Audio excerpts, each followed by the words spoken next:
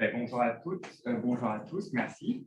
Je m'appelle Ronan Autrette, je suis postdoctorant à l'Université du Québec à Rimouski, au laboratoire de dynamique et de gestion intégrée des zones côtières.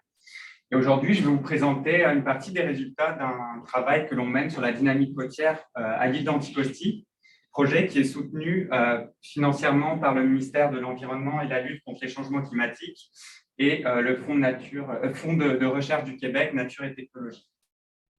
Alors, je vais commencer par quelques éléments de contexte, même si André en a parlé juste avant.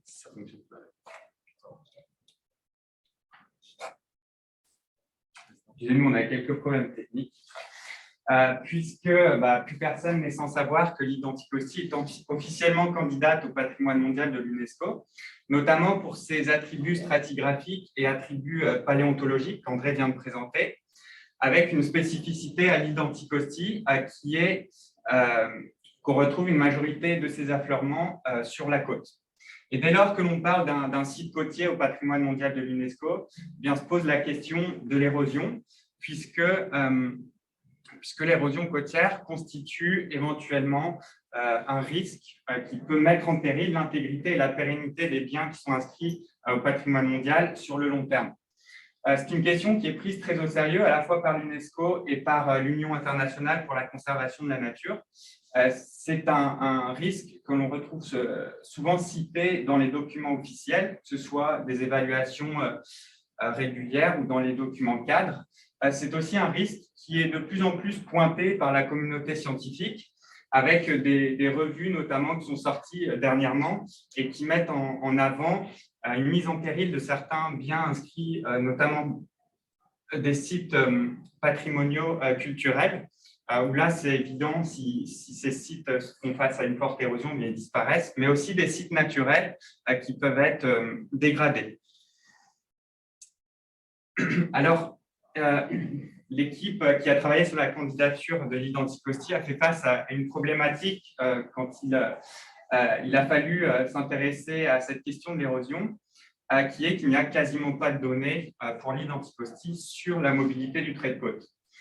Qu'on regarde du côté du dernier travail de synthèse pour les côtes du Québec maritime, donc qui date de 2004, un article publié par Bernatchez et Dubois, où l'on se penche sur les dernières données publiées par le laboratoire de dynamique et de gestion intégrée des zones côtières, mais qui fait aussi écho à d'autres travaux qui sont menés en milieu littoral sur le Québec maritime. Et bien, on voit qu'il n'y a tout simplement pas de données pour l'île d'Anticosti. Et on a vu que ces données étaient nécessaires pour respecter notamment des conventions cadres pour l'évaluation des biens et des candidatures qui sont soumises à l'UNESCO. Et donc, il fallait absolument produire des données sur ce volet-là. Alors, avant de vous présenter la méthodologie et puis le travail qu'on a mis en œuvre pour répondre à cette question, je voudrais faire un bref aparté sur l'érosion en contexte de sites naturels du patrimoine mondial. Alors, on ne l'a pas du tout abordé comme un problème à résoudre, ça n'a pas été une approche de risque côtier, simplement l'apport de nouvelles connaissances dans un contexte que je viens de présenter, et puis aussi souligner que l'érosion côtière elle a un rôle qui est ambivalent, puisque si elle peut mettre en danger certains aspects du bien patrimonial, elle le fait aussi vivre. Alors, on a ici l'exemple d'une belle cannelure glaciaire, qui est un relief glaciaire hérité de périodes anciennes, dont Bernard, je pense, va plus nous parler dans la suite de la journée, qui est ici mise à nu par l'érosion côtière et qui est une forme de nouveauté. Et pour les fossiles, c'est un petit peu pareil, puisque elle va permettre de rafraîchir les coupes et donc de faire vivre le bien Anticosti sur le long terme. Alors, la question, c'est à quelle vitesse ça va et est-ce que ça met en péril le bien.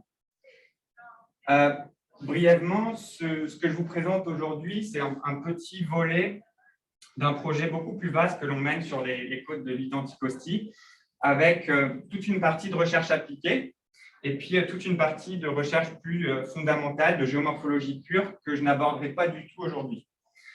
Et donc, ce volet mobilité du trait de côte et études rétrospectives, donc la période historique, elle vient alimenter les bases de données pour André Desrochers et ses équipes, mais elle vient aussi alimenter une base de données que nous utilisons pour faire des projections ça va nous aider à calibrer des modèles que l'on va faire pour essayer d'évaluer l'érosion à long terme sur les côtes de l'île d'Anticosti. Et puis, on a un troisième petit volet dans cette partie de recherche appliquée du projet qui vise aussi à faire toute une caractérisation côtière de l'île d'Anticosti à partir de méthodes d'intelligence artificielle, notamment segmentation sémantique, et qui là vise d'une part à travailler sur des aspects de géomorphodiversité, données donc de type de côte et de géomorphodiversité qu'on va aussi croiser avec des données d'accessibilité, d'originalité, de représentativité qui vont aider à avoir une vue un petit peu plus vaste de ce qu'on trouve autour de l'île d'Anticosti. Et puis voilà pour ça. Alors, la méthode que nous avons employée pour étudier la dynamique du trait de côte, c'est une méthode qui est très éprouvée et qui est utilisée depuis longtemps, qui est basée sur la photo-interprétation. Donc, on utilise les photographies aériennes anciennes des bases de données gouvernementales du fédéral et du provincial. Et puis, pour chaque date disponible autour de l'île d'Anticosti, on va récupérer des photographies qu'on va géoréférencer ou orthorectifier, ce qui a représenté un véritable défi pour l'île d'Anticosti, très chronophage et très difficile d'atteindre une précision satisfaisante, et constituer une base de données de photographies spatialisées. On en a retenu 5 sur les 7 disponibles, tout simplement parce que les premières années de 1933 à 1952 ne nous permettaient pas d'atteindre le niveau de précision requis pour pouvoir avoir confiance dans nos résultats. Suite à cette étape-là, on a pu tracer des traits de côte à la main entre le 1/400e et 1/600e d'échelle. On parlait tout à l'heure d'un trait de côte de 550 km à peu près. Quand on zoome à ces échelles-là, on peut parler facilement du double, voire du triple en longueur. Donc là aussi, ça a été une étape très chronophage. Et une fois que ces données-là sont constituées, on peut tout simplement, en troisième étape, venir tracer ce qu'on appelle une ligne de base à partir de laquelle on va projeter des transects transversaux et calculer le déplacement de la côte selon les années en positif ou en négatif.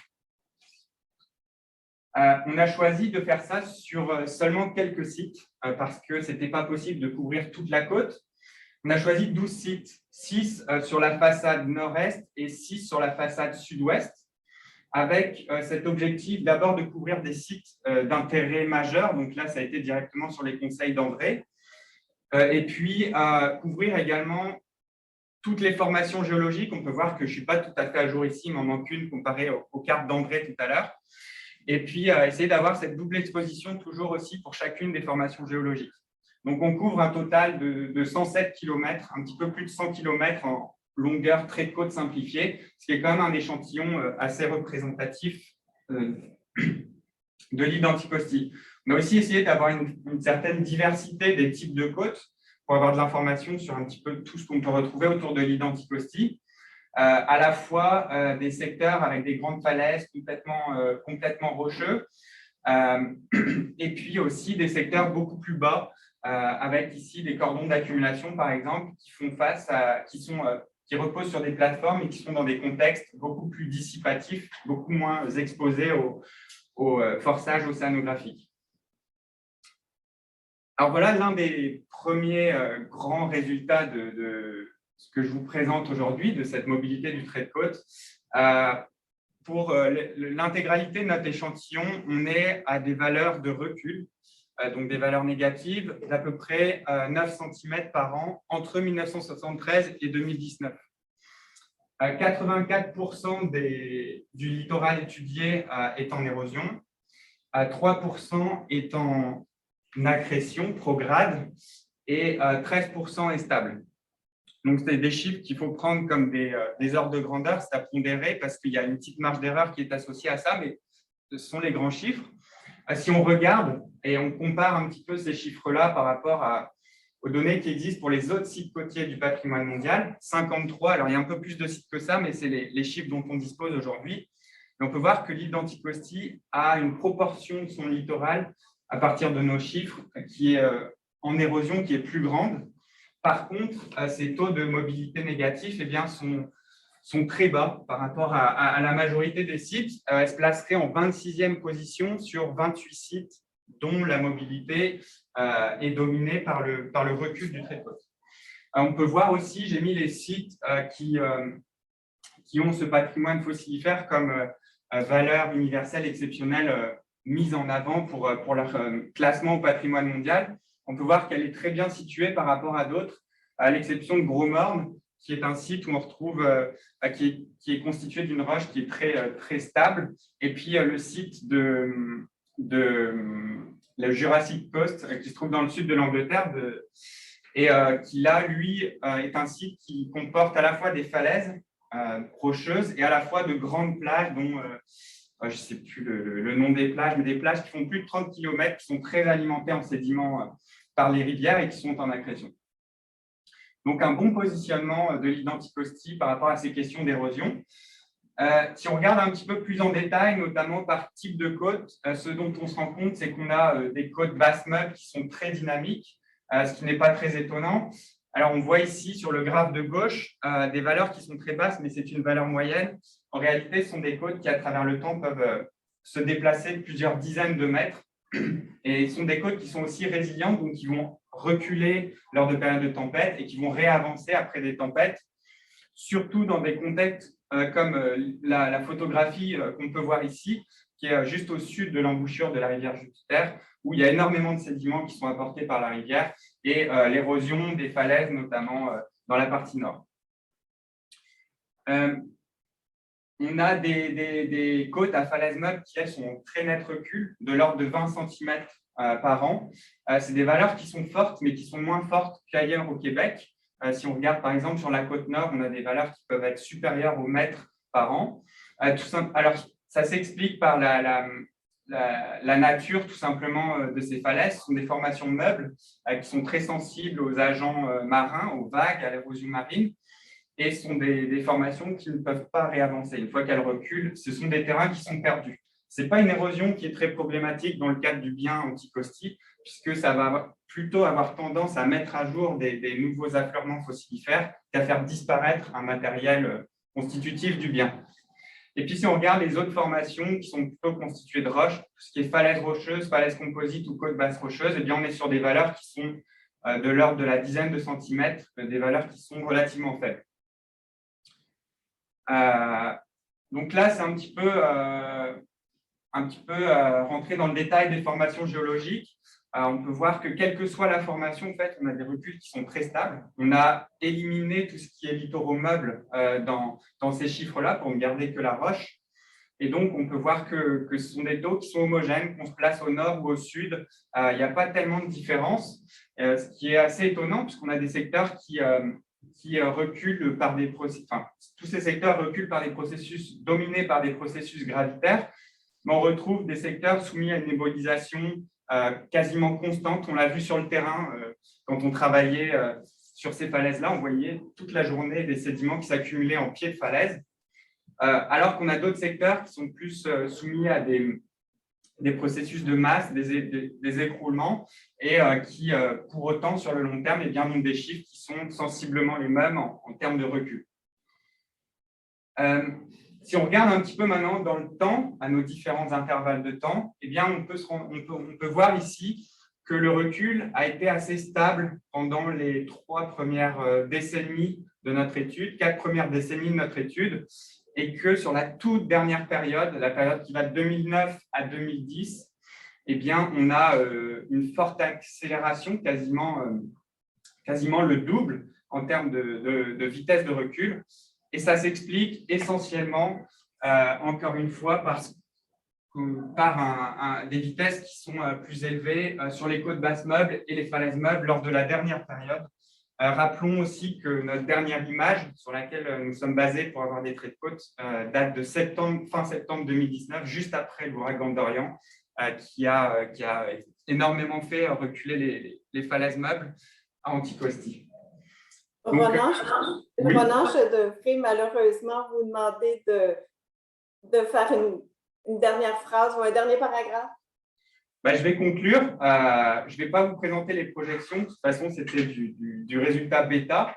mais je vais simplement vous remercier pour votre écoute, vous dire que vous pouvez nous contacter pour n'importe quelle question, et puis vous dire qu'on a un site dont l'adresse est ici au LDGIZC, sur lequel il y a des données qui sont accessibles si jamais ça vous intéresse. Je vous remercie.